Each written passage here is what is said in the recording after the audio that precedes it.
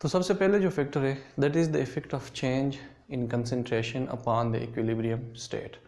Let's suppose a reaction in gaseous state, that is the reaction between carbon dioxide and hydrogen gas to form carbon monoxide and water vapors, both in gaseous states.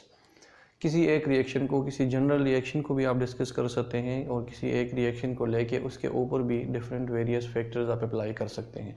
तो इस reaction पे अगर हम concentration के effects देख लें, so there are 4 different types of changes which may be brought about in the reaction. Number first one is by adding reactants to the mixture.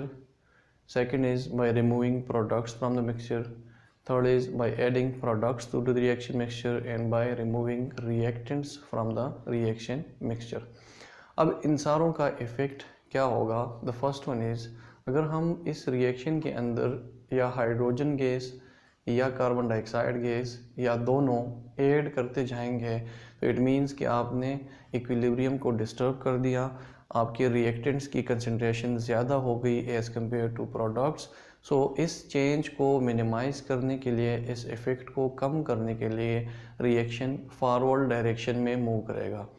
So if you are adding reactants to the mixture, the reaction will move in forward direction and again it will achieve the equilibrium state after some time. Second condition is by removing products from the mixture. अगर हम इस reaction से products को निकालते जाए, so again या दोनों products को out करते जाए या किसी एक इन दोनों में से आउट करते जाएं, सो अगेन इफेक्ट ये होगा कि आपने प्रोडक्ट्स की कंसंट्रेशन कम कर दी. So in order to produce more and more products the reaction will definitely move in forward direction. तो first 2 conditions by adding reactants and by removing products, इन दोनों कंडीशंस में रिएक्शन फॉरवर्ड डायरेक्शन में move करेगा. Second is by adding products and by removing reactants. So अगर हम इस reaction mixture में कार्बन मोनोऑक्साइड को या वाटर वेपर्स को या दोनों को ऐड करते जाएंगे, it means you are going to increase the concentration of products. So definitely to minimize the effect of the change this reaction will move in backward direction.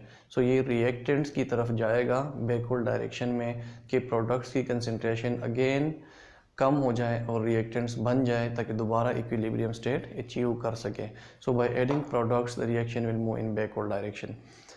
Last is by removing reactants from the reaction mixture. अगर हम इस reaction में से hydrogen को या carbon dioxide को या इन दोनों को बारी बारी आहिस्ता आहिस्ता ग्रेजुअली डिक्रीज करते जाएं, निकालते जाएं, so the effect is again you are decreasing the amount of reactants.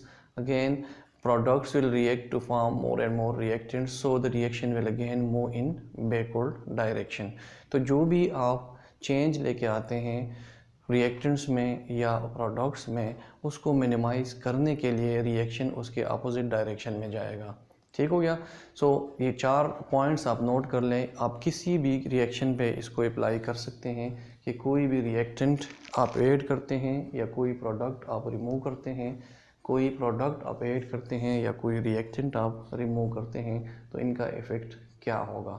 तो that is the effect of change in concentration upon an equilibrium reaction when it is disturbed. So it will move in forward direction और backward direction. It will be clear from these 4 points. Next point हमारे पास है pressure का.